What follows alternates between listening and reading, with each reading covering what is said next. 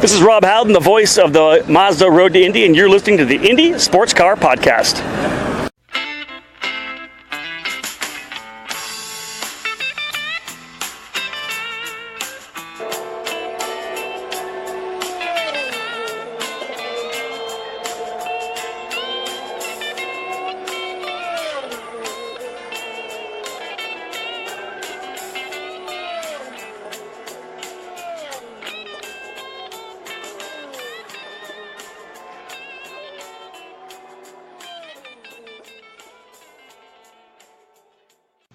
Welcome, ICP fans, to another episode of the Indy Sports Car Podcast. Hey, Miss.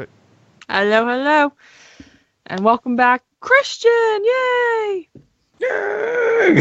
Happy to be back. And joining us tonight, we have a new guest to the show. And that would be Aaron Jeansonne, future champion of the world. Oh, you think so? Welcome back. Or welcome, not back, but Okay. first of many. Well, First it was self-proclaimed.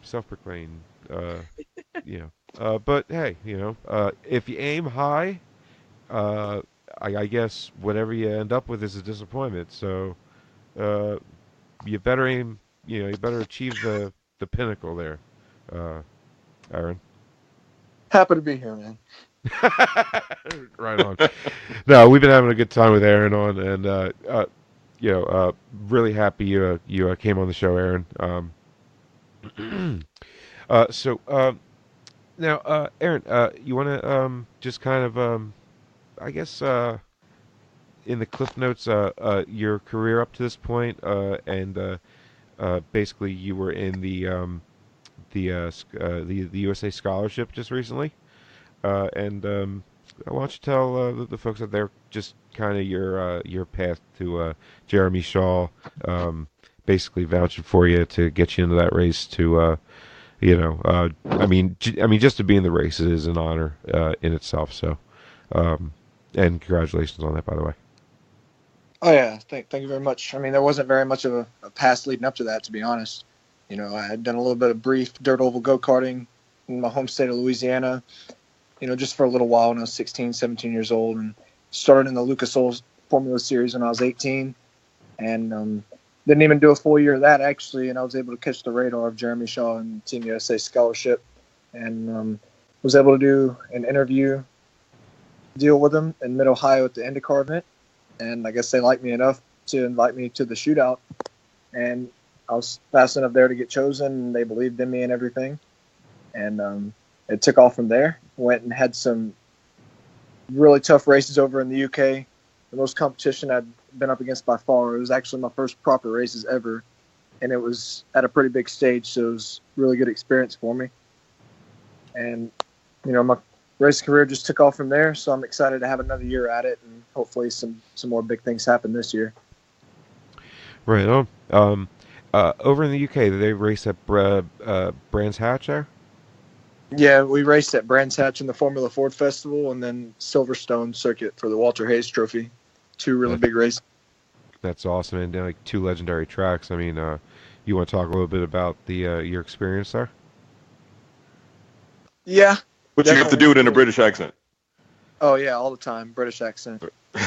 Well, I mean, Cutlers, crumpet, tea, man, I had it all. I mean, I was dressed in black skinny jeans, man. I had it going there. But what is like that the fad over in England? Black skinny jeans? Yeah, pretty much. Mm-hmm. Yeah, it was cool. Warm flat beer and black jeans skis. All right, jeans. Yeah. Oh my God, I can't say that. The racing was really cutthroat there too. I mean, you had 80-something people show up to try to win the Formula Ford Festival, and you battle like you're racing for the lead for 15th place. It was a really, really big first real race for me besides school racing. It was just a really good experience starting against those guys. How they won't give you an inch. And I live for that kind of stuff. I love that aggression. Mm-hmm. And then to go to the Walter Hayes Trophy after that, where there's 120 people per se show up and try to win that. It was just, I love competition, so it was super fun for me. I'd like to go back and do it this year if I can. Right, yeah, for sure, man. No, I remember a lot of wet track racing and driving too, which was the first time I really got any of that under my belt. So that was really fun. Kind of a big stage to learn it on, but I wasn't complaining. I actually liked it a lot. I was just getting ready to ask you about that because I remember when you and I met face to face, it was at Racecraft One, and you were doing some driving in the rain on the simulator because you knew that it was probably going to be in the forecast. It's the UK, you Yeah. know, you knew to expect it. Yeah, I hadn't done anything in the wet really before that, except like a couple times on a semi-damp track. So Mhm. it was pretty cool over there. Yeah. Were you able to find your speed in the wet pretty soon, or did that take you a while, or what? You know, not too long. It was kind of shocking the first time they hit the track in the full out wet, and I grew to like it pretty quickly, and I actually ended up being quicker in the wet than the dry at Brands Hatch when we drove there. Oh wow. So I really liked it a lot. It's like so much of a patience game and throttle control, stuff like that, and you know I liked it a lot. I was going to say doing that's very impressive, you know. Like normally it's the other way around, but if you can, you know, be that fast in the wet, that's saying something right there. Yeah, it was scary the first time I hit the track and I didn't have the speed right away. And you know, I just keep telling myself, you know, a champion, you know, the best drivers, the guys I look up to, they can adapt to any situation. You know, they don't give up. And I kept doing my best. And, you know, I wasn't the fastest in the rain necessarily. So there's always, you know, places to make gains. So I can't wait to do it again. What was Jeremy's take on your performance after everything was said and done? Well, it's hard to say. I mean, I want to say he was impressed. You know, I wasn't necessarily contending for wins over there like I had hoped to, but I'm not sure if he was expecting that anyway with such a lack of experience. But I definitely ran pretty well there and had some speed, and he seemed really pleased. So maybe he'd give me another shot at it this year. You know, I think with another year racing under my belt, you know, it may be a different story. I'd like to go give it all I have again. Absolutely. Missy, did you have a question? I thought I heard you like about to talk there. No, you didn't. Yes, I did. No, you didn't. Yeah, you did. No, you didn't. No, yeah, man, definitely. Were you able to learn a lot from some of the guys, I guess, who had probably had more experience on the actual track itself? I'm sure you ran into a couple of drivers there who had been to those tracks several times. Were you able to learn a lot from them? Yeah, what was good about that is my teammates there, not my Team USA teammate, but the other guys that ran the full season there, they had been to those circuits before and ran a lot in the UK and in the rain before, and those are the guys where I really learned from. I got to, you know, share data with them and video and everything, and it was a really big help. Right on. Right. Because that's so important, you know, being able to take those notes down and to mentally be able to watch somebody else do something a little bit differently than you, who's been there before, and say, okay, you know, I lost a tenth right there. That's where I'm losing this over here. I need to go in here. So, and Cliff great Dempsey Racing, you know, Cliff Dempsey Racing have been there countless times. I had so much data and footage from there that it wasn't even funny, you know. So they refused to not be successful there with all the success they've had. You know, so I was on a really good team. Right. Well, good. Well, so between Brands Hatch and Silverstone, which one were you? I guess which one did you like the most, and did it correlate with which, you know, the one you felt like you raced the best at? Brands Hatch was definitely more exciting to drive on and race on, considering, you know, it was harder to make passes and there's more elevation and more going on. But I was definitely quicker at Silverstone, even though I wasn't able to make the final.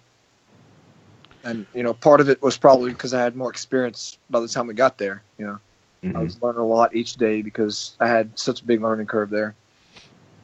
Yeah, I mean, like that's the biggest thing with the junior levels and coming up, and when you're in a race of like 80 guys, and you know, it's kind of like you know, try to podium so you can move on and everything. That's a lot of pressure too, and it's like you know, and like you were saying, you know, the more experience you got, the better you were getting, and it's just really hard to get that experience, you know. Yeah. But you know, you feel confident that you know, if something materializes this year, you'll be ready to go into USF 2000. More ready than I would have been if I won the shootout this year. So. Yeah. Fair enough. More cool. racing never hurts, that's for sure. You learn a lot with each experience. Very true. I mean, like, you know, I'm an electrician. I've gotten shocked so many times, but not a lot lately. So, I think it's almost the same thing, really. Oh That yeah, explains a lot. yeah, totally. There it is, everybody. You wondered why for a while. There it is. Yep. There's a reason why my hair sticks up. I can't help it. Mystery solved. There was Stonehenge, Loch Ness monster, and why is Frank the way he is? Mystery, mystery solved. Right? That we can scratch one of those off. That's why they call me Powder. There you go, bud. Yep. Yeah. But Aaron, man, just such a cool thing for you, man. Just a great opportunity, and to be able to have done it internationally, which is something so many drivers here can't say. So that's really cool on you, man. Definitely a good thing to add to your resume, and hope to see you back out again, either there or here. So Yeah, I hope to see you out too, man. To be fair. definitely, dude. Definitely. We've run a couple times online together, but it'd be definitely fun to get out into real life, right? Oh yeah. So, Now, and that's something else I dig about Aaron too, is that we've kind of got similar stories. Who was with us that day, Aaron? It was Brunner. Justin. Brunner was in the shop. Yeah. He was in the shop with us that day, and we were just all kind of discussing stories. And I noticed that you and I kind of have that parallel. We do have a lot of similarities in the struggle to get somewhere with this.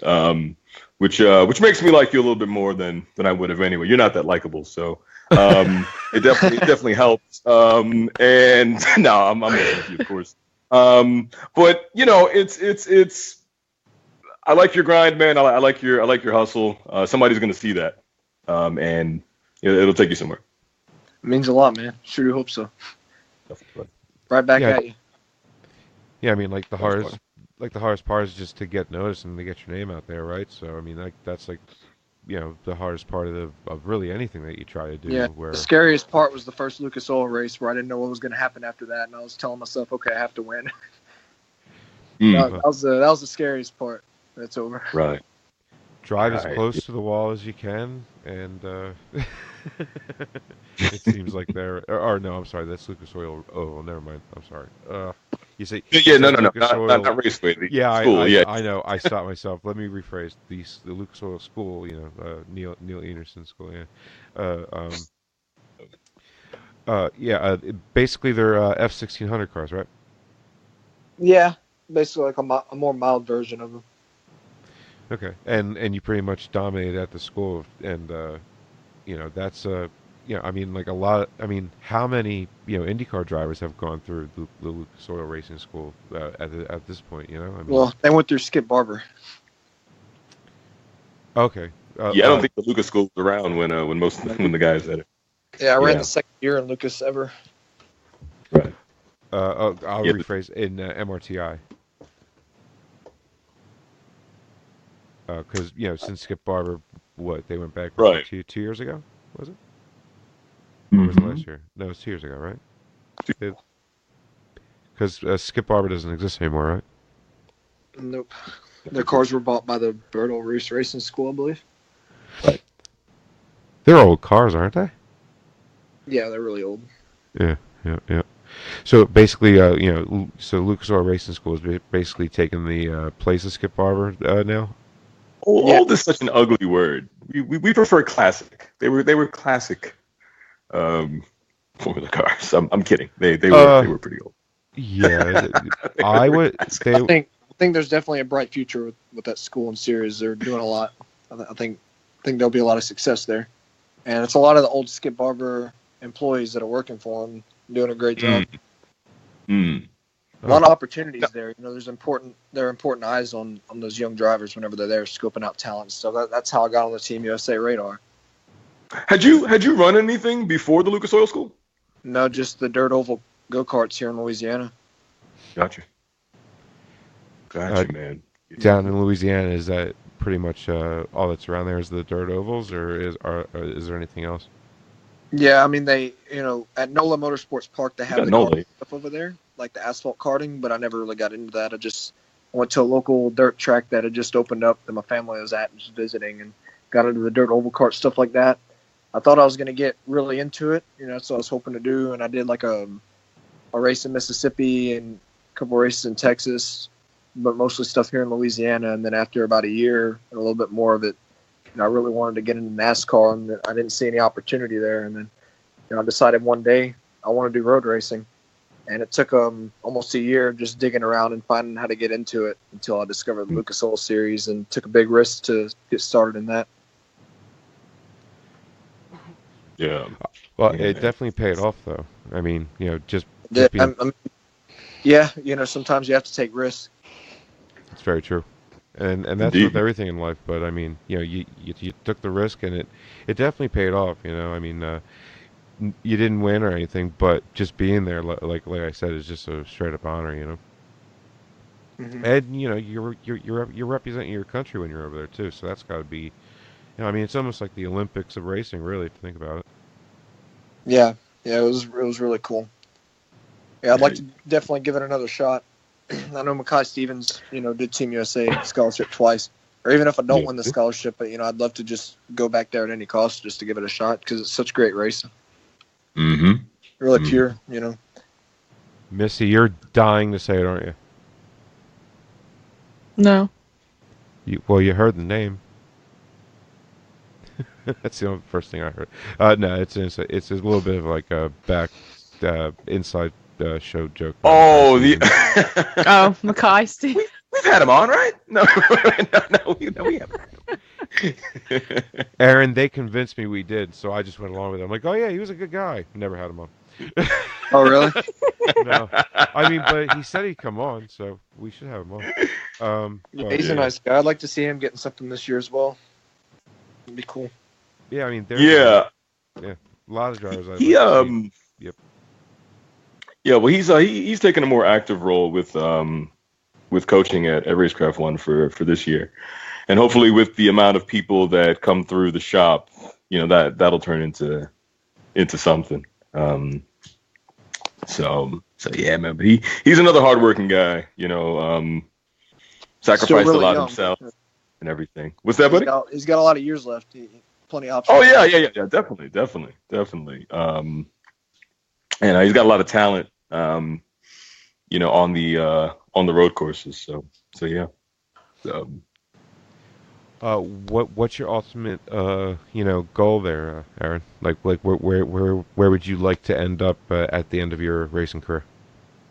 He told you, champion of the world. I know that it wasn't. Yeah, well, Master of the universe. He told you. Well, obviously the goal and what I'm aiming for right now is IndyCar. That's where my opportunity's at right now. I'd love to be full time in that. As a career driver there. Follow the footsteps of Joseph Newgarden or somebody like him. But at the end of the day, you always have to keep all the options open and see where everything's at. But that's definitely what I'm shooting for, and I have a goal planned out and a mission to make it there, and I'll do everything I can. right on. That's right, man. Yeah, you gotta take what you can get, like for instance, I don't know, Pato, took off a year, prototype challenge, champion, and then here we are in Indy Lights. Right. Yeah, that's the main thing. It's just keeping yourself in a seat, any seat, really. Right. Yeah. Along the way, if any other doors pop out, I'll race anything and everything on four wheels, the whole time. And then, if I can still try to get to IndyCar at any cost, do that at the same time. I just love racing so much, man. I'll race anything. What draws you? What draws you to IndyCar? It's mainly it's exciting racing, very, very good. Some of the best open wheel racing in the world, and there's so much opportunity to get there. Mm-hmm. There's literally a mapped out ladder to get there. Where if you win this one series, you get a big scholarship to the next series. So it comes down to two things: the great racing and the opportunity. That's why I think it's the most realistic form to shoot for, and it just seems like a fun environment to be around. Everybody's really nice, and the people that I met treated me with respect, and I respected all of them. I just feel like it'd be a good atmosphere too. Right. Yeah, it definitely is. I mean, I can second that. But just seeing how everybody treats each other when they're not racing. But when they're racing, I mean, it's some of the best competitive racing you'll see, and there's some of the most talented drivers out there. So if when you do win a race, you you earned it, you know. Yeah. And sure. yeah, I mean, do you think Lewis Hamilton's like, yeah, I won today, but I guess that one lap, like lap 3, I made one move. That was cool. You think he gets bored of it? No, I don't think he gets bored of it. No, I wouldn't say he gets bored of it, but no, but I understand the comparison you're trying to make. Yeah. I don't think I'd get bored of being a Mercedes factory driver in Formula One with a net worth of however many million he's worth, and Yeah, three-time world champion, 3-time world champion, or 4-time world champion. But Aaron, Yeah. you'd have to give up your childhood. You know. Yeah, I think Lewis Hamilton's happy with where he's at, but I'd like to see him do some IndyCar stuff just to see where he stacks up. Not just the Indy 500 though. I'd like to see a Formula One driver Yeah. the whole IndyCar circuit. I'd love to see that. Well, you There's got Rossi. You got a few guys who have Yeah, I'd like to see We've been in Alonso F1 the program. whole season. That'd be interesting. Yeah. Yeah, I as much as I do like Lewis Hamilton, I don't think he'd be a good fit with IndyCar. 100% I think agree. Alonso would be a great fit from what he showed Yeah, in the no, 500, personality-wise and everything. I agree. definitely. 110% on that one. That guy's one of the best, what he does outside the car for the fans and everything. He'd be so good for the sport. Oh, he's amazing. Yeah. Oh, yeah. Absolutely.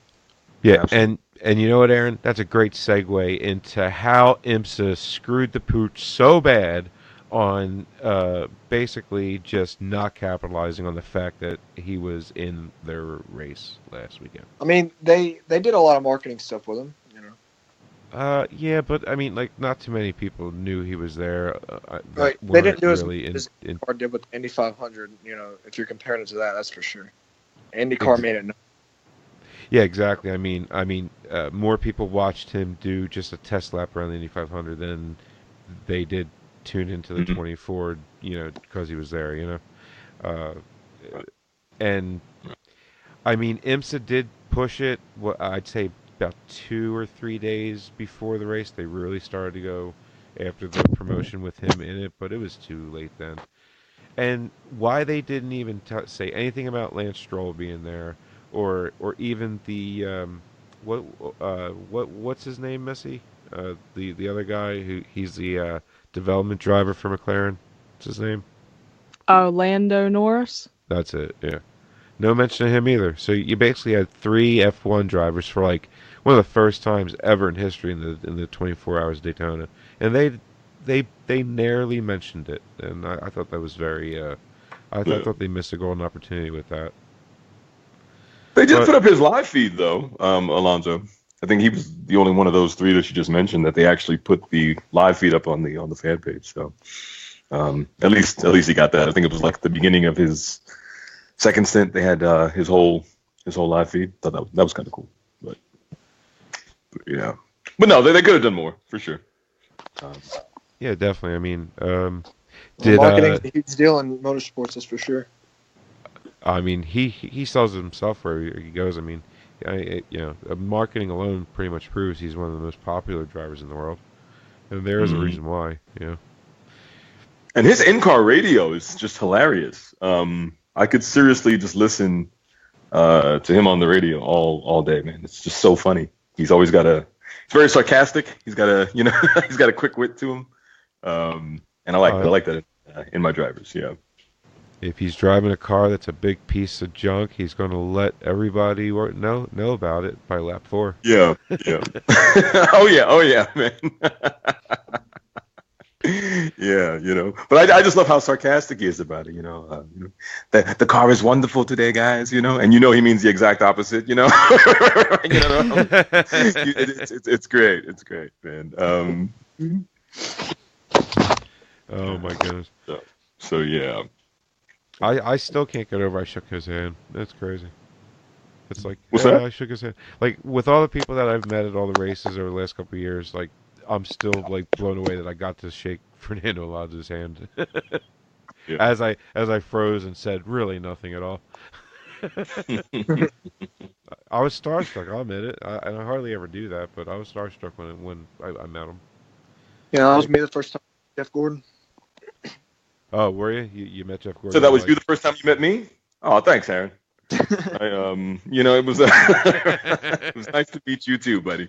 No, it was I know you said you grew up a fan of that word we can't say here. Yeah. But was Jeff Gordon a hero of yours? Oh yeah, big time. I have videos of me 5 years old saying that I wouldn't sell my Jeff Gordon diecast car for anything less than like $2 million. So I was that big. Wow, man, yeah. I was a And huge he's Russell running Ross fan back then.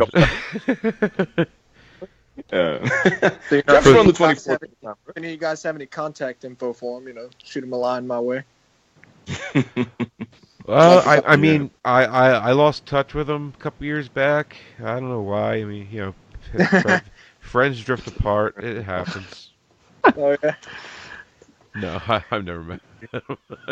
Yeah. I would Yeah, probably you go, would there's Jeff Gordon. Hmm.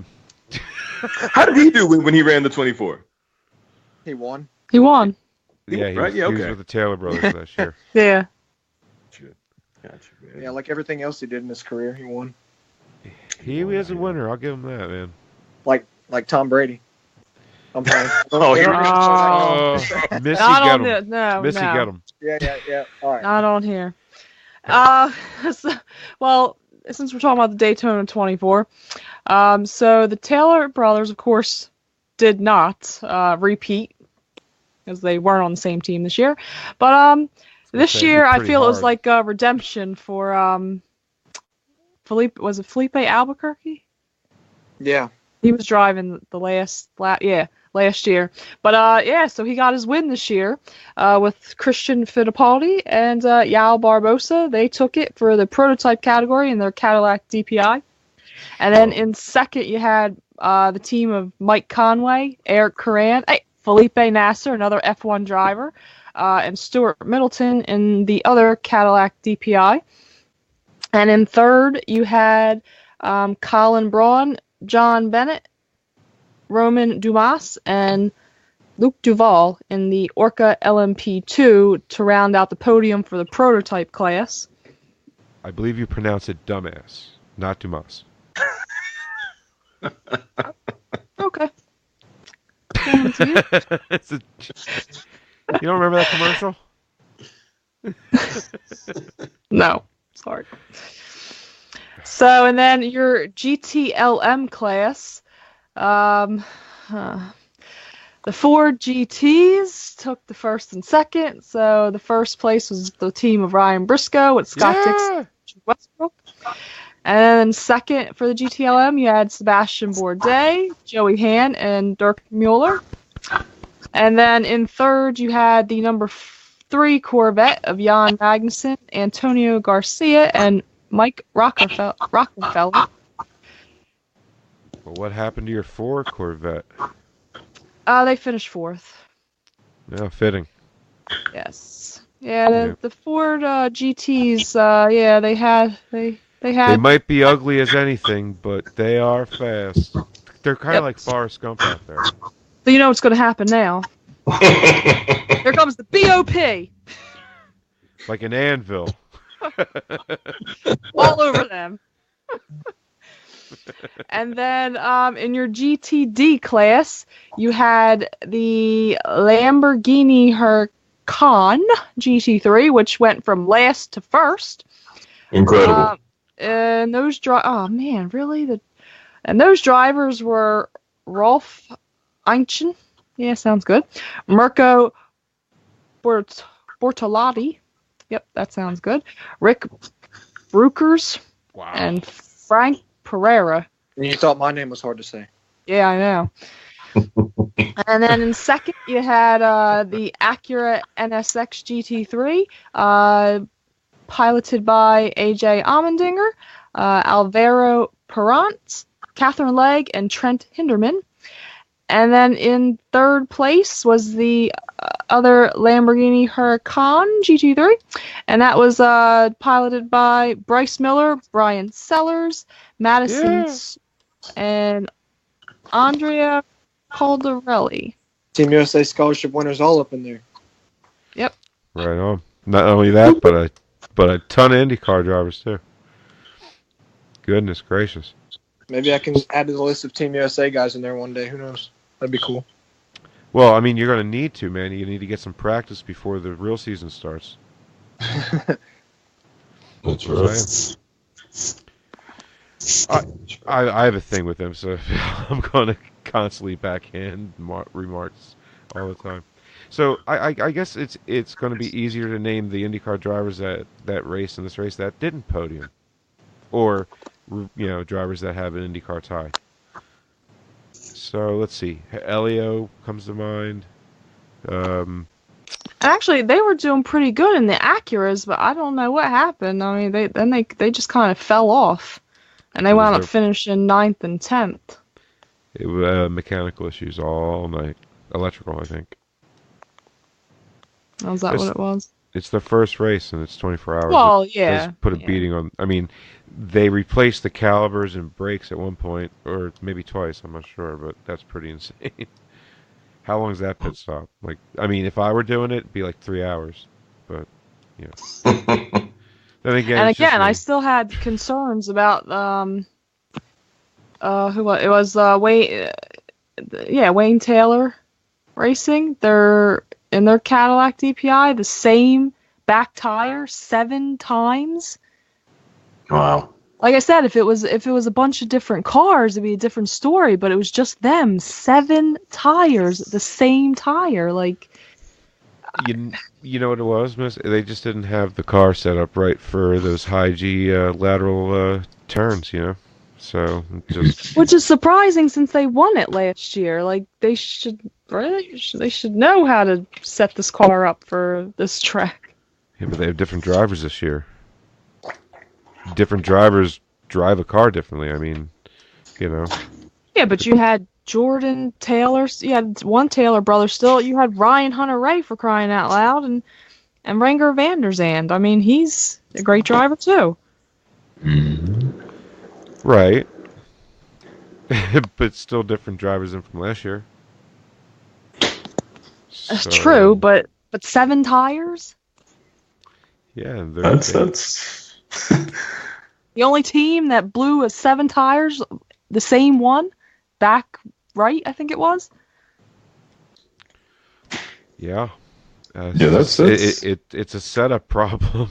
I mean, Aaron, what do you think here? To say the least, yeah. What was that? I said, what's your take on why a car would blow 7 tires in a 24-hour endurance race? It's hard to say. I don't know if. But the same tire, yeah, the same, like what was it, Missy? The left rear? No, the right rear. The right rear. Ah. I wasn't too sure, to be honest. I mean, it could be a lot of factors. You never know if that's set up or.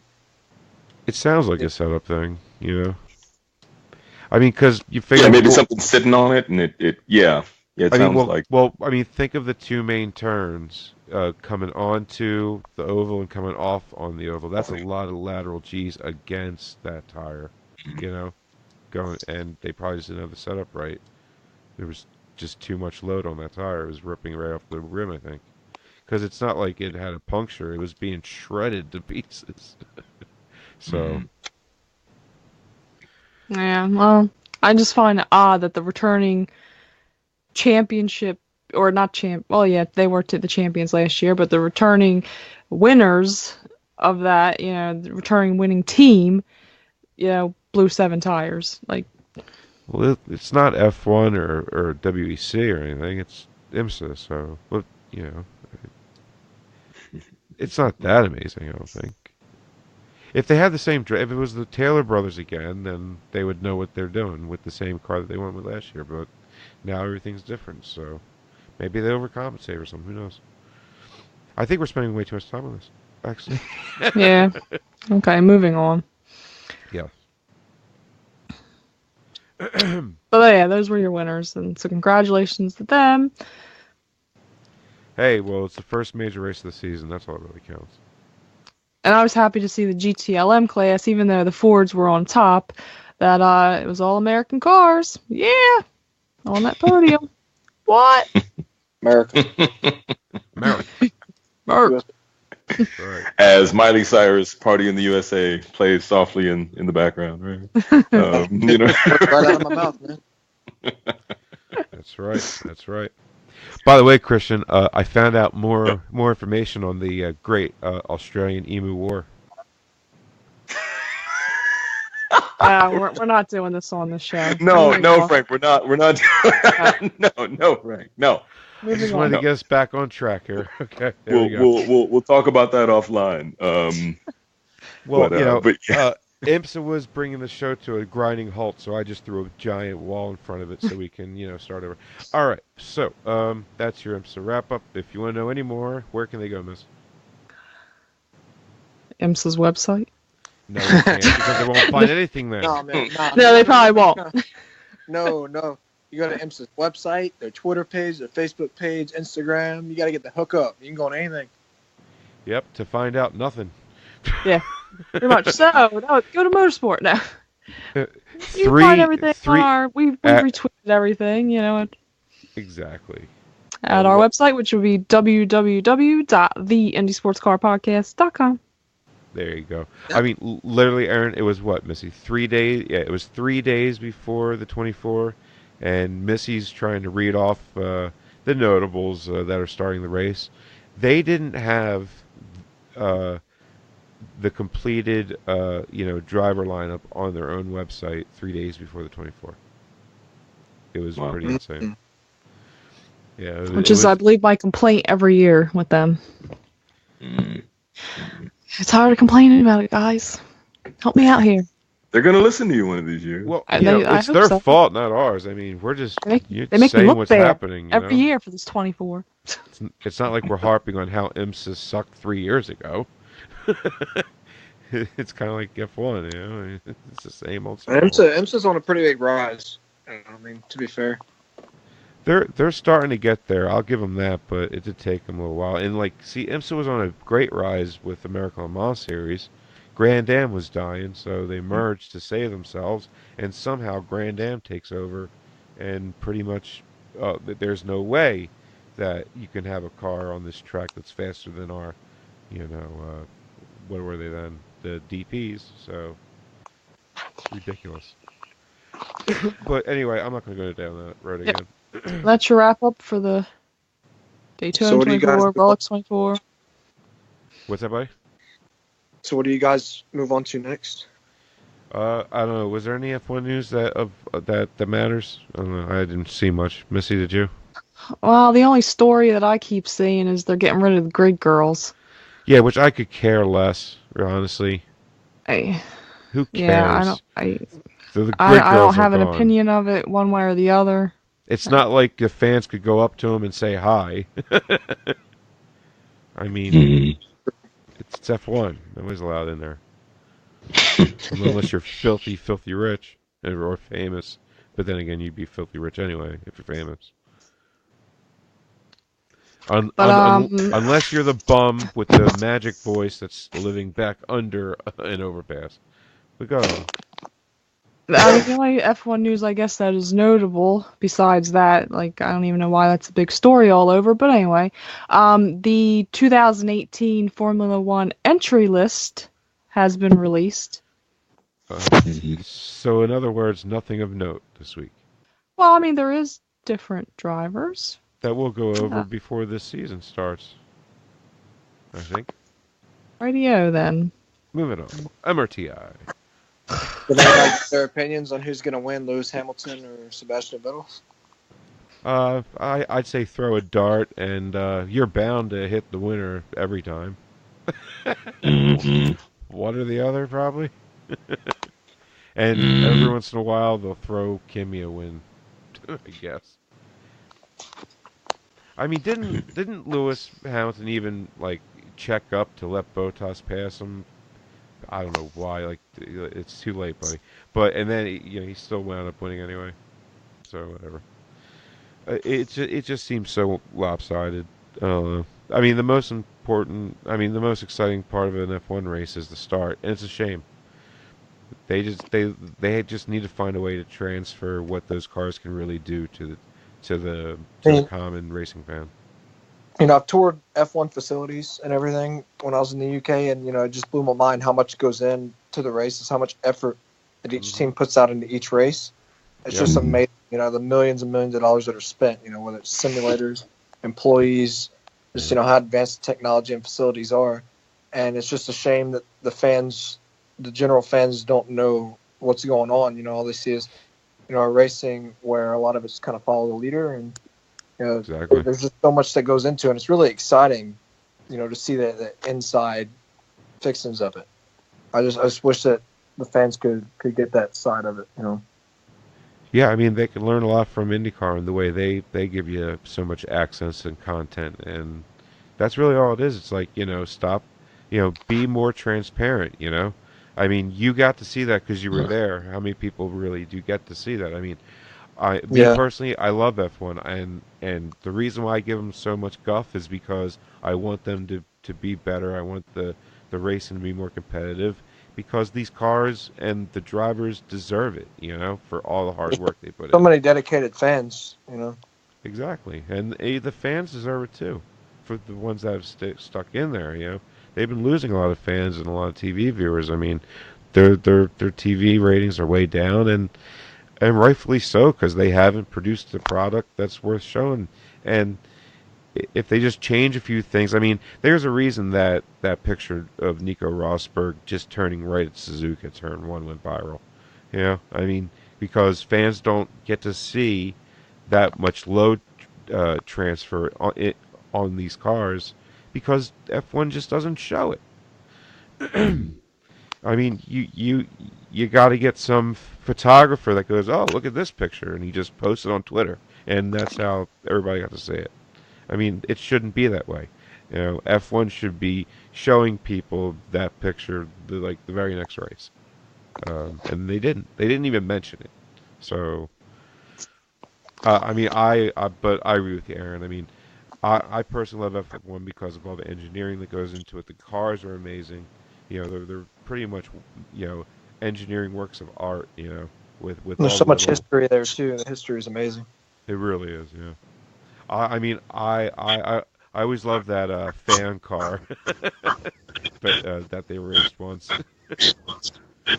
But I mean that fan car like paved the way for a lot of aerodynamics, and a lot of understanding of, to force the air through the car instead of over top of it. Yeah, but yeah, definitely. I mean, so I'm guessing your favorite driver of an F1's Lewis Hamilton there, Aaron. Um, I prefer Sebastian Vettel. Same here. Yeah, and Okay. I like Max Verstappen too. I'd like to see Max Verstappen run better. Yeah, I like Verstappen. Quick question, because you mentioned Vettel. What was your take on what Vettel did with his car? At it wasn't the Red Bull Ring, was it? Or the Hungaroring? Was that where he did it? Where it was a pace lap. Hamilton, I guess, wasn't going fast enough, so Vettel came up beside him and pretty much hit him in the back, something like that. It's hard to say. I mean, I think it was a good thing to get the fans riled up for sure. It was just they both kind of were babies about it. To be fair. Fair enough, and he did rile up a lot of fans, that's for sure. Yeah, So, I'm sure he was frustrated. His adrenaline was pumping pretty hard. It's true. such a big deal because they're under this big media microscope. Something that really wasn't that big of a deal. I don't think it was made out to be a lot more. Go look at some of the stuff that happens in NASCAR. It's a lot crazier than that. Well, that's true, but those cars are kind of meant to hit each other when these aren't, and I mean, a lot of young racers look up to these guys, and if they see a guy using his car as A weapon. exactly, Yeah. as a weapon or like a exclamation point, or to prove a point and use your car to do it to hit another guy, it's just not good.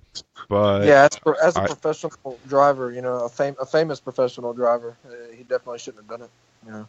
But I don't dislike the guy. I'm not not be a fan of him because of that. Everybody makes mistakes. exactly, yeah. Yeah, I think he definitely could have prevented it. That's for sure. And that's why I asked. I mean, because it's definitely a controversial thing that he did. Some people are really, upset about it. Other people are like, well, caught up in the moment. Everybody has their breaking point, I suppose. Everybody gets caught up in the moment. And the one thing that F1 does is, as soon as these guys just hop out of the car and take their headstock off, there's a microphone shoved right in their face. I mean, and then F1 finds the heck out of them if they're a little bit too emotional. Yeah, it's just you never appreciate as a race fan growing up like how tough it is to contain yourself after an emotional race or event or anything like that. It can be hard enough for me as just starting my racing career, getting out of the car, and just talking to my dad about something after all those emotions happen. So I couldn't imagine media getting in your face after it. So it really takes a lot of dedication at that point to really be the best person that you can and be as professional as you can and keep your mind right. It's really tough. Yeah, I mean, I'm sure Christian would agree too. I mean,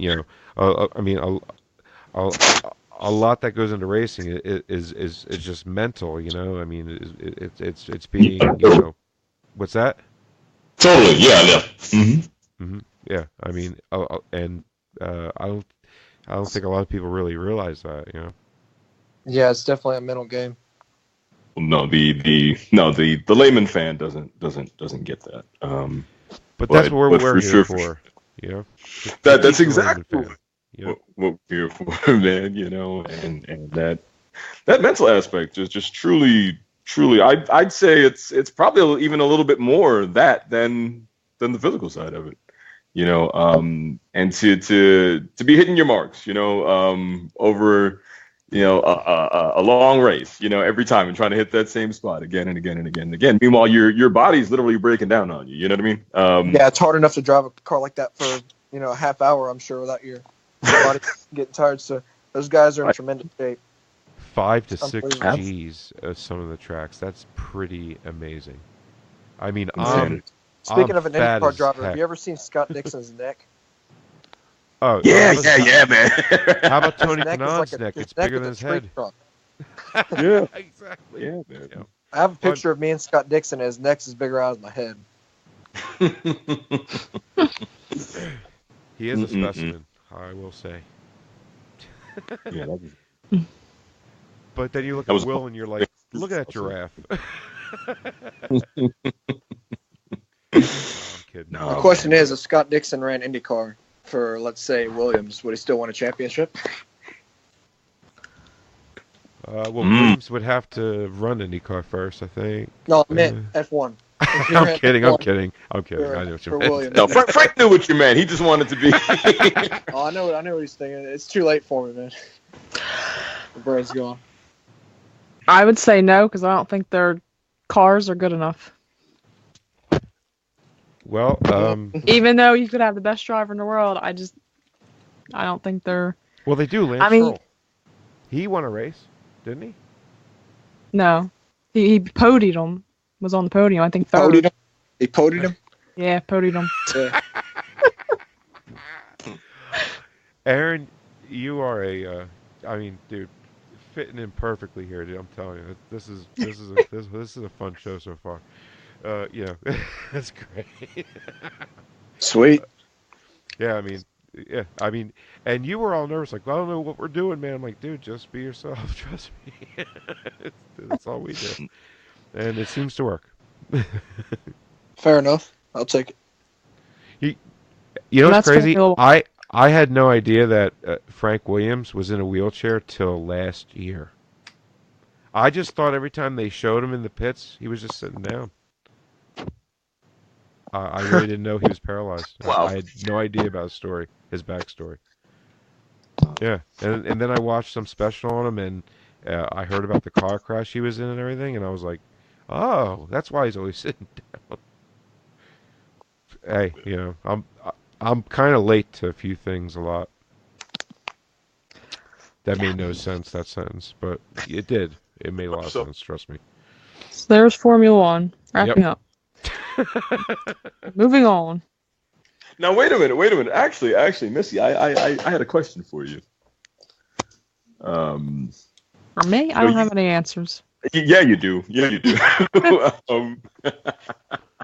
So with the cancellation, the eradication of the grid girls, for F1 this year, it reminded me of our spirited conversation that we had about Carmen Jordan being the motorsports ambassador, right, for the FIA. For women. Yes, that briefly went through my head also, yes.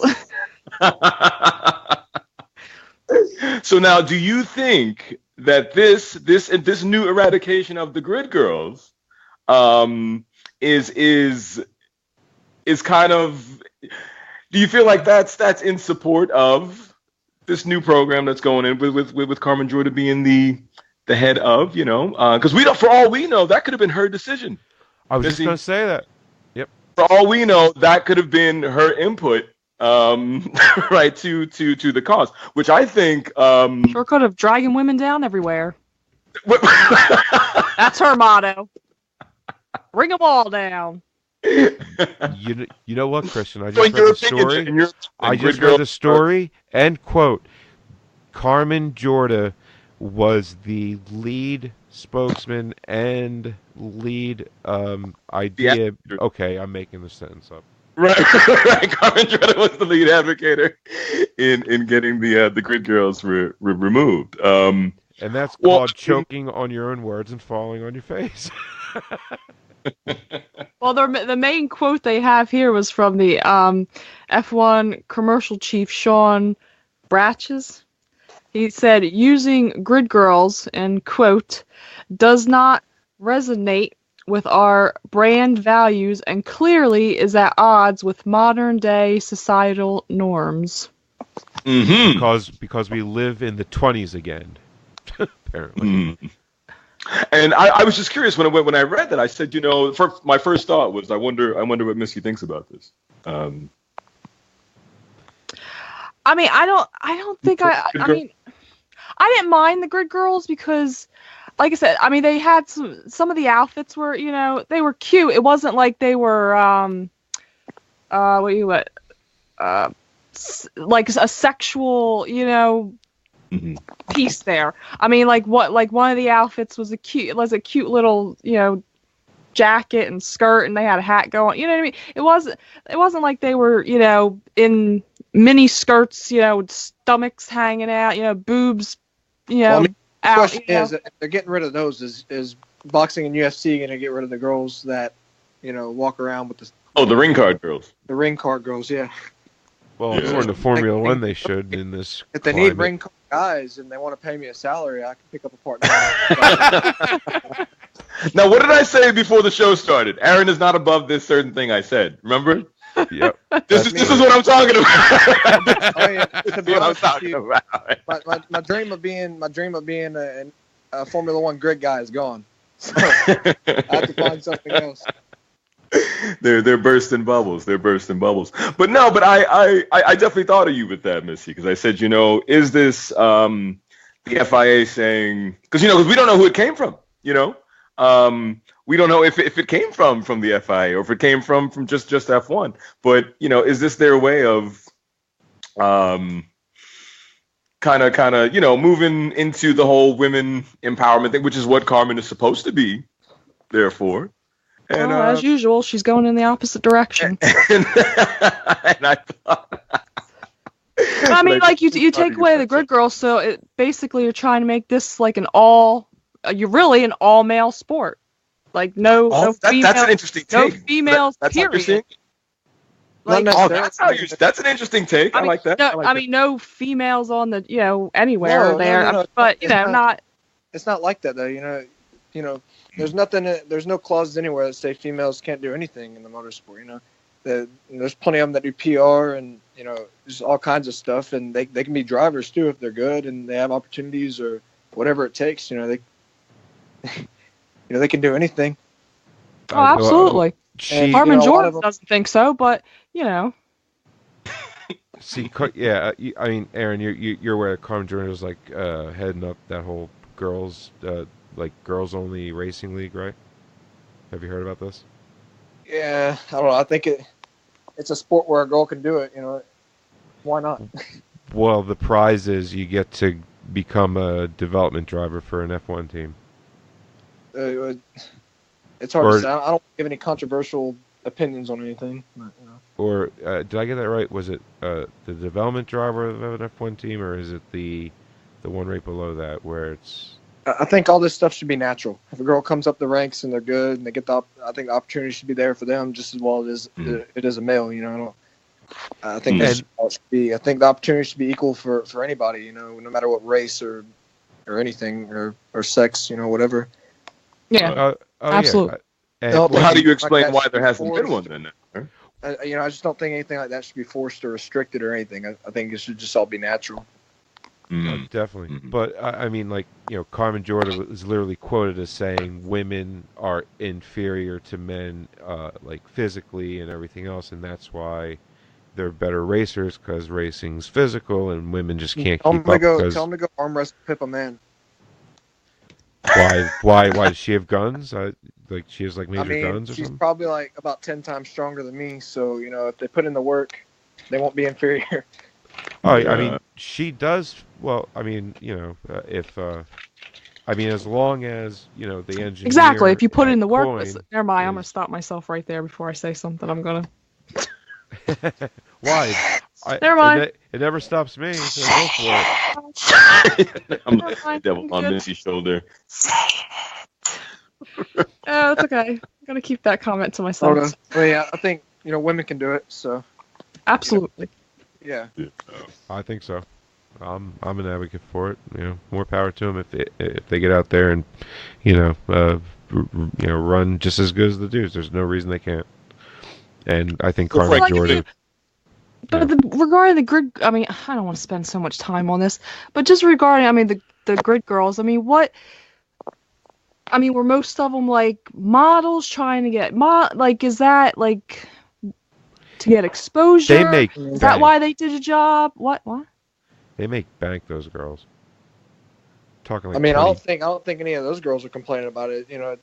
The main thing that I've noticed is girls that are trying to make it, in the marketing side of things or PR or anything like that. Those are the ones that I see have the biggest problem with it. Because they think that it kind of discounts the respect level that they get from all the males in the sport, which I don't argue with them because I'm not a woman. I don't deal with that. Well, see, I could understand if the grid girls were, dressed in bikinis walking around, something like that. I get that, but it wasn't like. And if they were, that's when I would be upset. But they weren't. God. Yeah. All right, done. Moving on. But what? Surprisingly, though, I find that a lot of the marketing girls around the sport, not the girls who work in marketing, but the marketing tools like the grid girls, surprisingly don't know a lot about the sport at all. They're hired through an agency. They just kind of show up, do their job, go home. So I've talked to a few of the girls at the 500, and they were like, "Yeah, we literally don't know what's going on." Like they just hire us, we show up, and then we go home. So yeah, it's. Well, they won't anymore. Well, no, right, right. I mean, I don't know. I think the whole thing is, we're all in it for the passion of racing, and if anybody has that big of a problem with it, where they don't want to watch it anymore, or something like that, then shame on them. Yeah, I mean, if they were just watching it for the grid girls. Yeah, I mean, then, I don't- yeah, absolutely I shallow. forgot Yeah. they existed half the time. To be fair, I watch it for Yeah. racing. I got to be honest, I didn't know they existed. Period, until the story broke. I knew that. I mean, I knew You know, I they never thought existed, about 'em. but I didn't really think No. it was that big of a story that everyone's talking about it. I Like, literally never even. but thought then about again, Formula One takes the naming of a new stupid tire to another level. So I mean, why wouldn't they take this to another level? it. Soft, super soft, mega soft, ultra soft. Yeah. What one? Hypersoft? Is that what one? That's Something the like newest one. Yep, Hypersoft. I need like a toilet paper company to do that with their line of rolls, right? You have Count like me in for some Force mega India, soft. Mega Count me Soft. in. No, I'm telling you guys, dude. Dr. Carver's. They're called. It's peppermint. Oh boy, is it good. They're like, what are they? One Wipe Charlie's. Yeah, One Wipe Charlie's. Yep, good stuff. Wow. Yep. Oh my God. You think Moving you're on. clean So just with that nope, tissue? don't- You're not, son. Until you get a one-way Charlie up in there, you feel refreshed, and you're like, wow, have I been dirty this whole time? Yep. Oh, my God. Oh man. Moving on. Put those guys up for sponsorship, Frank. Yeah. Dollar Shave Club. The check cleared yesterday, so there you go. It's our new sponsor. So moving on, jump into a little bit of MRTI. A couple things came out with MRTI recently. I'm pretty sure we're caught up with them up to Calvin Ming is returning to Pabst Racing, and Kalen Frederick will be joining him this year, switching from Team Pelfrey. And I think we probably mentioned it, but Lucas Cole is also signed to Pabst Racing. Yes, and did Kane pick a team yet? Or what's his name? Deacon or Darren. Missy, help me out here. Darren Keane? That's it. Yeah. Did he pick a team yet? Yeah. Which one? We interviewed him. He was on our show. I know. I can't remember what he said. Okay. Newman Walks, right? That's what it is. Yes. Newman Walks. There you go. Okay. Oh, yeah. Okay, I'm talking about the wrong guy. All right, I knew he was with Newman Walks. The names get screwed up in my head. Names are tough for me. Just like the English language, math, walking, breathing. Ay. Anyway, so yeah. And, so and you were the two one that didn't know ladies. that we had him on. I was telling you we had him on like a week ago. Right. Sure you are. Anyway, so yeah, so those are the two newest ones signed recently to Pabst Racing. I am disappointed Kyle Kaiser's not getting a full ride with Juncos, I gotta be honest, but what are you gonna do? So we're moving on to IndyCar now. Okay. No, I'm just I'm sorry. I'm on the Indy Lights page on Motorsport, and Kyle Kaiser is front page. Oh, and so is Santi, but we talked about that. Now where's his ride? See, is he going for the Dale Coyne seat? Well, it's imminent, remember? But he'll tell you it's imminent, but he won't tell you anything else. His announcement of his pre-announcement. I have an announcement that I'm going to say something soon, guys. Thank you. What? He's done that twice. Okay? He's literally done that twice since Mid-Ohio. He hasn't announced a thing. Hey, he's keeping him in suspense, right? Hey, I mean, I'm in suspense. I want to know what's going on. I mean, he's been mini hinched for the last 2 years, but that Sam Schmidt ride is picked up, so he ain't going there. So, I don't know. Yeah, I don't know. I mean, I think the Dale Coyne ride, they were throwing out names. There was, I don't know, it's not Emerson Fittipaldi. Oh my, his last name is Fittipaldi, though. He tested for them. What's his first name? Oh, yeah, you're right. Somebody help me out here. It's Emerson's grandson, or I think. Right. Yeah. Like Christian Fittipaldi? Or... No, that's his son. I think it's Christian Fittipaldi's son. Pietro Fittipaldi? Pietro. That's it. Pietro. Yeah. Fittipaldi, yeah. I mean, he tested for it. I think Zachary Clayman DeMello is, an option for that car, too. No, he's not. Okay. I mean, he won't get it. According to Motorsport, he's in the running for the seat, so... Right. According to Frank, it won't be him. Trust me. Oh, okay. I mean, they talk chances of Jack Hawksworth, but I mean, he's got the IMSA ride with Lexus still, so I don't. No, it won't be Hawksworth either. Unless I know. So, but I mean, that's just talks of who's been involved with the seat. That is a possibility. I mean, I can tell you the two favorites among the fan base who they want to have that seat. They won't get it. I'm sure it's Connor Daly's one of them. Everybody loves Connor Daly. Connor's a great guy. That dude's awesome. Yeah. I don't think he'll get that seat. He's good for the sport. He's very good. Yeah, he is. He's a good personality, and that's really what the sport needs. It really is, and it's a shame that there's one seat left, and I just can't. I can't see him being back there again. Because if he was going to, he'd be there already. Because I don't think Dale Yeah. wants to wait this long. Well, I mean, I know the Honestly. results didn't happen last year, but I mean, I know a lot of people that know Connor pretty well, and they all say he's got tons of talent. So I'm not sure what happened. It's just a money thing, really. Yeah, it's a It, shame. it really is. What it all comes down to eventually. At the end of the day, it's you can have all the talent in the world. Do you have the funding, or unless somebody's paying you to ride, which was Connor's situation last year? ABC pretty much paid his ride, so. But yeah, if there's not somebody offering a paid seat, then and there's not, so and that just kind of sucks. I mean, he's on the Amazing Race representing IndyCar, and he won't be racing in the 2018 season. It really is sad, to be honest.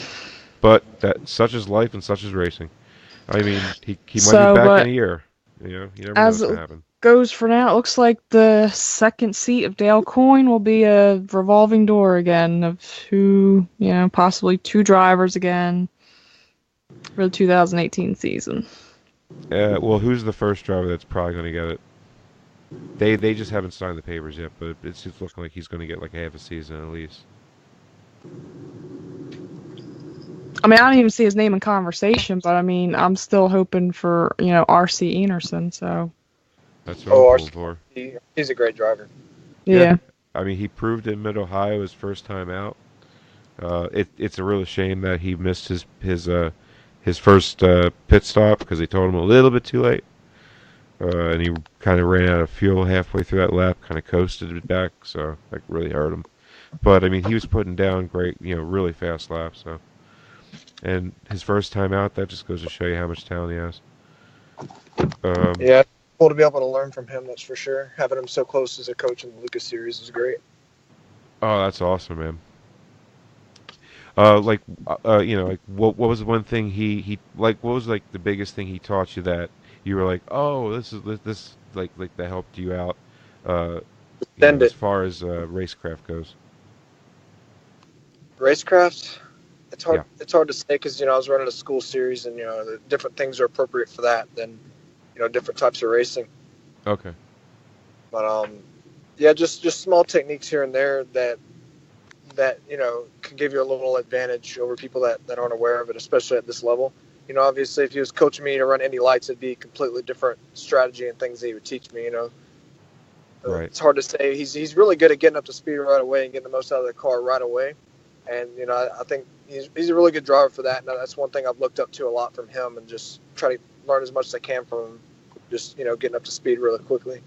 Well, I mean, it paid off, right? I mean, he had to be proud of you. I'm sure. I hope so. Oh, there's no doubt about it. I mean, when you teach somebody and they go on to succeed the way you did and represent the country over there in the UK, I mean, he's got to feel good about himself because I'm sure he's like, yeah, I helped him get there. But I mean, you still had to do it yourself. You still had to perform and race at your highest level you can. But when you have a coach that can give you that extra boost, then that's really good. And then, Yeah, he's definitely learned a lot from working with Jonathan George all these years, and passed a lot of that knowledge down to me. Him and Jonathan both. That's awesome. So there was another story that did pop out of IndyCar that I wanted to touch on with it was the hiring of Darren Sansom to the ex-Toyota engineer to lead the IndyCar engine development. I didn't really get that IndyCar engine for what, like almost like a BOP type of thing. So Chevy and Honda are the same. I didn't read the story, but I saw the headline. I read the headline as I was working 50 hours in the last 4 days. So sorry about that. I did total my hours up at the end of the day today. It is 50 hours. I'm not even joking. So tomorrow, I ain't going to work. Screw it. Nice. So anyway, What? moving on. I mean, I mean, who it did doesn't read it? really. I mean, well, I did, but it doesn't. I mean, it doesn't really. It doesn't say Chevy and Honda. Like, it doesn't. It just said pretty much engine development. It doesn't, it doesn't specify. But I It's like- mean, yeah. developing the next generation of. Well, there you go. The next generation of engine regulations. There you go. Okay. Mm. That Play a makes key more role in developing the next generation of engine regulations. Making it that's- attractive to new manufacturers. There you go. sense. So are they And going to? that's really what the goal is to attract that new blood. And I mean, I don't know how you guys feel about it, but I like the idea of adding a third, possibly a fourth manufacturer. I'd like to see more engine Yes. manufacturers. Oh yeah. Yeah, to be absolutely. honest. The magic number is 4 as far as I'm concerned. And if we get 4 engines, that means we get a bigger field. That means we get a bump day at Indianapolis because more engines, it's more And- cars. More fans. Right, Okay. right. More, Well, more, from more. what I heard, I saw a report that said Alfa Romeo was showing like very, very, very, very, very high interest in becoming.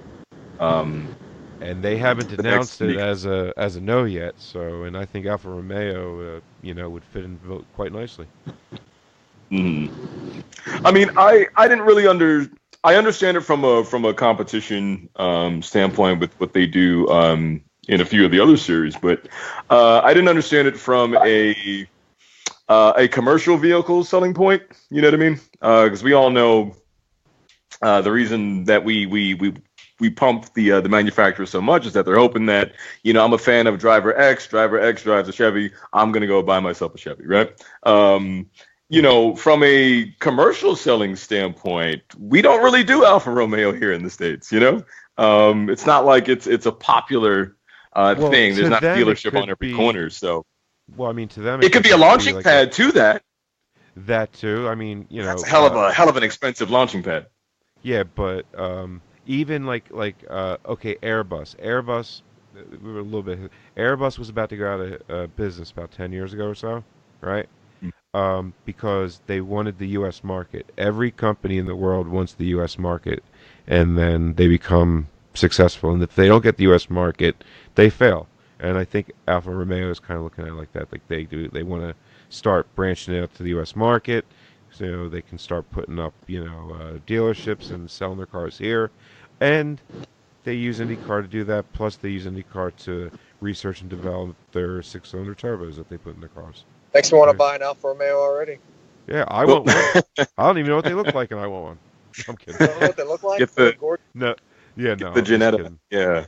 I had a buddy who had a Jannetta. It was kind of nice, but no, man, it's if you are going to do it, IndyCar's probably the place. Just with the diversity, I think they'd be very well welcomed and very well accepted. It's just so it's going to be a pretty big launching pad, man, because it's with coming on board as a new manufacturer, you're spending the money on that. But like I said, it's not like I can walk around the corner and find an Alfa Romeo dealership. So now you got to start looking into building those. It's going to be a very expensive launching pad. Well, that car looks like a Corvette, almost. They're very expensive cars, Chris, and I think they kind of like more focus on quality over quantity, and that That one quality looks costs like a lot of money. BMW. Yeah, no, I hear you, man. But I'd also be open to a Japanese-based manufacturer coming in as well. Like Like a Nissan or a Toyota or, well, Mazda kind of makes sense, right? Whatever. I mean, honestly, I don't think Mazda's going to. I think they're just. I think Mazda's really comfortable in USF or With what they're doing. MRTI. MRT. Yeah, sure. And they're getting, sure. and MRTI is just growing and growing by the year. I mean, literally last year at Road America, Saturday for all the races and Sunday, I couldn't tell the difference between the crowd. It was the same, and that's really great to see. And everybody's to really be into honest, it. Oz is going to do the whole MRTI program. It'd be nice to see him in IndyCar too, honestly. It just makes sense, doesn't it? It's like such an easy Yeah, it step. does. And they do so much for IndyCar. Why not do IndyCar? Yeah, I just don't understand why they don't do it. I mean, do they have a car that runs a Turbo 6? Don't they run a car with it like the MX I don't know much about Mazda cars. To be honest with you. They have a Mazda 6, but I don't know what's in it. Mazda 6 is, I think there's a turbo option on that.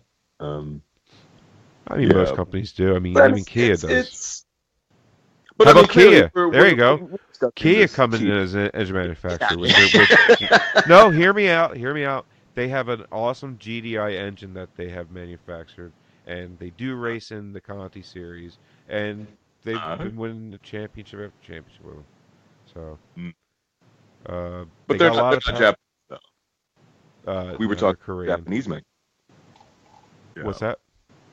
I said we were talking about Japanese manufacturers. Yeah, Right. They're Well, but you would like to Korean, see Kia? Japanese, is there really that big of a difference? I mean, they're close enough. Oh, Frank, you can't say things like that. No. I know, it's a joke. No. I'm just joking. I don't mean it. Because if No, I did, man, that would but, come off yeah, as racist. No, but I honestly wouldn't mind seeing Toyota or Nissan or I would love, because I'm a Nissan fan, just commercial vehicle wise. So it'd be nice to finally see them get something You going would in think one of the Toyota would be like a major front runner. You know, they're in every other racing series. Why not? right. But you know what though, man? It's like, obviously we're discussing this from spectator perspective. I'm sure the businessmen up there, the big brass in the office, they know exactly why they're not in IndyCar, and to them it makes sense, So I'm sure they've got a very perfectly valid reason as to why they don't want to put this. Well, I mean, hiring this new guy, I mean, apparently in his repertoire, he has, he overseen the reliability improvements for Toyota in NASCAR, which led them to apparently 2 manufacturer championships in the Cup. Mm-hmm. So there you go. Jay Fry knows who to hire, don't he? And fire Barnhart's at Harding now. Yep. Oh yeah. Nobody, I couldn't believe nobody was like, yeah, Barnhart's gone. Like you didn't hear anything. But when he's there, oh boy, did you hear nothing but, yeah, it's Barnhart this, Barnhart that. But, I love what Jay Fry's done with IndyCar, and he's doing a great job, honestly. I mean, nothing but growth at IndyCar the last, how many years now since he's taken over? Last 4? Has it been 4? Since Derek Walker stepped down? Yeah, been about 3. No, this will be his 4th season. Yeah. Jay Fry leading IndyCar. And, I mean, just think about 4 years ago, and all the races we went to and how many people weren't there compared to last year. I mean, and people were there. I mean, the places were in mid-Ohio is just packed, but I guess that was always packed. But not really. I mean, this will be our 8th year going, and every year it's just more and more people. So it's just really good. The track attendance has been good, unless it's an oval for some reason. I don't understand that. I mean, Iowa should be packed to. I mean, maybe Iowa will have a great turnout this year. I really hope so. Yeah, no, I think Iowa's. I mean, I love Iowa, but I think one of their issues is they're in the middle of nowhere. I mean, nowhere, right? Literally Yeah. nowhere. No, okay, But- literally middle of cornfield. That's what they're in the middle of. I mean, Yeah, but I It's mean, one of if my favorite NASCAR went there tracks. and to go, you have to think about that. Yeah, but I mean, like, I was watching a 2007 IndyCar race at Iowa that IndyCar.com was playing, and the stands were sold out. So they're not that far away from people who will come to an IndyCar race, apparently. And that was 10 years ago. So where did they all go? Did they move? I doubt it. So the fans are coming back. It's just going to take some time. We've all known that ever since they reunified again. And I mean, just think of the growth. I mean, just look at it. Last year was great as far as track attendance. TV ratings were all up over the year before. Even Sonoma. I mean, even Sonoma was getting good ratings, and Sonoma is about the most boring track to watch a race at. I mean, if you're there, I don't know, I've never been there, and it looks beautiful, but on TV, it's just, oh my goodness. It should not be the last race of the season for the championship, I don't think. But I get why they do it for the sponsors and all that. I don't know. Aaron, what do you think about Sonoma being the last race of the season there? Do you think they should change it or keep it? And I'm kind of indifferent there. I really like the track. I mean, okay. You know, Have you ever been there? I've never been there personally. No, I'd love to. I'd like to race there. Yeah, it looks beautiful. Yeah, and the track itself looks very challenging. I mean, But I think it'd be better than having like the Indy 500 or something as the last race of the season. So I think, I don't think it's a bad option. now, I mean, like I've said in the past, and I kind of stand by it, to be honest with you, that I think they should make the Indy GP the last race of the season. And just split the Indy GP and the Indy 500 up. So Disagree. Oh, no, I Disagree? mean, the whole A lot of tradition people I disagree. is Right. a pretty lot, big. a lot of people do. That's fine. I don't like that idea. I like the whole month Yeah. of May with those two races. Exactly. Well, I mean, Exactly. on the other hand, you get people talking that way too, which is a good thing for IndyCar. You get people that like it and some people that don't. Exactly. I know, well, mean, you had when they first had the GP, you had all the IndyCar, no, you can't have a road course race on you can't do that. But now, it's flourished, so. oh, it was packed last year. You couldn't. And I mean, and again, the 2 days before the main race, with all the MRTI races going on, literally each day I couldn't tell if it was less people or more people than Sunday. It felt the same volume of fans. The great thing for MRTI is for sure. Yep. I mean, I just love the races where MRTI is there with IndyCar. It's such a great race weekend to go and have a great time of racing, and that's what it's all about, right? I mean, Absolutely. I mean, driving in it is one thing, and I wish you and Christian nothing but the best of luck, and and I guess before we wrap this up, Christian, But me more, right? What's that?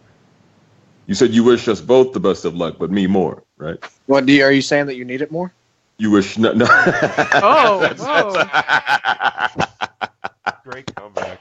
Nice. Nice one, Aaron. Nice one. Thank Nice one. I just want to throw out before we end this. Did anybody see the liveries for Schmidt Peterson? They're kind of they're shiny. No, I didn't What's wrong with catch that. You got the gold, you got the pink, and you got the red. It's all, Hey, I it's all mean, chrome, right? Nothing wrong with a little pink, you know what I'm saying? Real men wear drive pink, right? Or- So he's gonna rock the pink. I'll rock anything if it's on a race car, to be fair. Definitely, man. It could even be a rainbow. I don't care. Yeah, Jeff Gordon style. Speaking of my hero. That's exactly why I said it. But just real quick, Christian, you had some breaking news that you wanted to share with everybody that I'm sure will people will cheer for. No. No. No. Oh, I don't was know. that just- What I told you was confidential. Oh, That, because it's one of those things where it's like, guys. well, no, because it's one of those things where you know how racing is, man. I don't know if Aaron's ever been through this, but you get somewhere with a company, and they're saying all the right things, you're saying all the right things, everybody's hearing all the right things, things are being written up, and you're like 95, 96% there.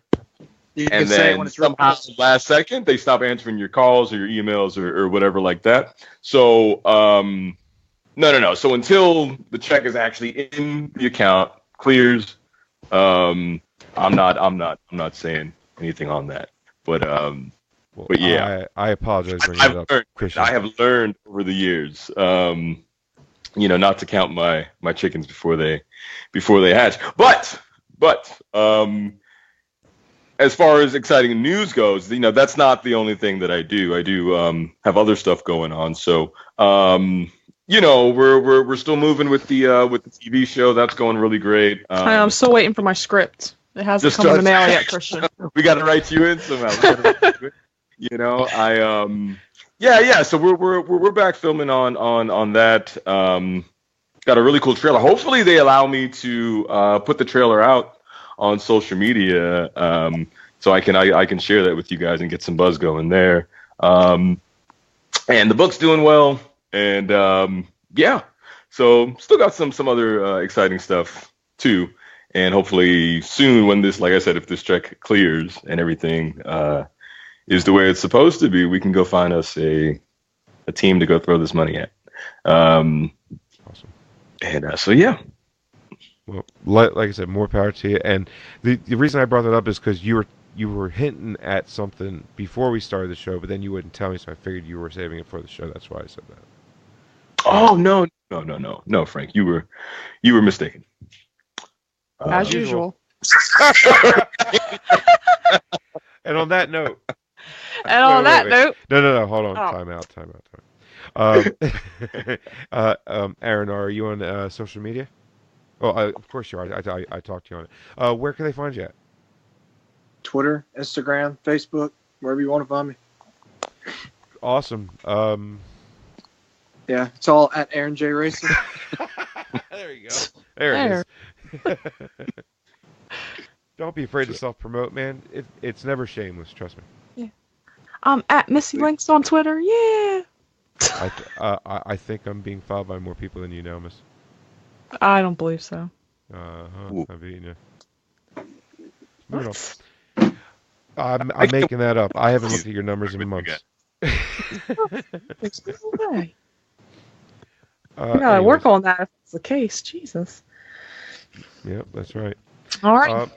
And I think on that note, you know that I know. Wait, whoa, Missy. Oh, This is Aaron's first time on the show, aren't you forgetting? Oh, yes, I am. I was just about to say. right. That's why I said, Alrighty. whoa. You know, he promotes himself, and then you ask him the two questions. What's up? Yeah, new drivers to the show, you get the two questions at the end of the show, and it's kind of like a IACP driver initiation. It's just a thing we've been doing since we started. Yeah. Well, I've been through plenty of initiations in my day, so let me have it. Well, buckle up for this one. So, first question is, what keeps you most comfortable in the car regarding your gloves and your boots? Do you have a certain brand you like? Oh, it's hard to say. I guess it would be gloves, even though I've ran with anything. Yeah, I don't know. It's hard to say. I think being buckled in a certain way keeps me most comfortable in the car, and the seat. I think that matters more than the equipment that I use, and I guess the helmet too. You know, I have a lot of Sparco stuff from the Sparco sponsorship I was able to attain through Team USA, so I'm all comfort out there. There you go. That's the answer we're looking for. Right on, Sparko. That belt helmet that's pretty comfortable on my head. I'm liking that too. So I guess it all comes down to the seat now, and if I'm strapped in right, then I guess I'm pretty comfortable there. And pedal positions and everything. Everything's got to be situated just right so you feel comfortable, right?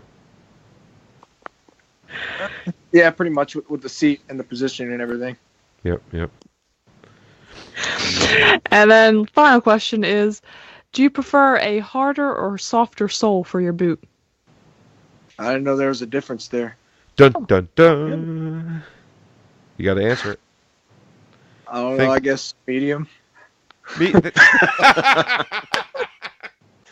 Great answer. That is a valid answer. Judges? All right. Yep. They gave it to you, buddy. We're gonna let that. Okay, all right. The judges are gonna let that. There has to be a medium if there's a hard or soft. I mean, there's got to be a middle ground, right? Yeah. Sparco does it just right, man. So I can't lean either side. There you go. That's right. Doing it right. That's it. That's the two questions. Our ex co-host Jay came up with that a long time ago, and we just kind of kept it going because it throws drivers because they don't expect to come. Did you expect those two questions? No. See what I mean? Well, I don't know with you guys. I don't know what to expect. The unexpected. Yeah, that's right. I have no Shout idea out how to the show's Chandler gonna go. Horton for agreeing with me on the hard sole that time because Frank and Missy were like, "What? Well, we're not used to hearing Well, that. it's shout out to unusual. Chandler Horton. It's unusual. Most open wheel drivers prefer softer soles. Yeah, not And Jan- most sports car guys prefer the harder soles. So, Right. but every once in a while, you got the oddball, such as yourself. So, Oddball like myself. That's right. That's right. And on the oddball note, Missy. and on that note, you know that I know that Frank, well, you know, and Christian and Aaron, well, now everybody knows there's 36 days, 24 minutes, and 22 seconds till St. Pete, you know?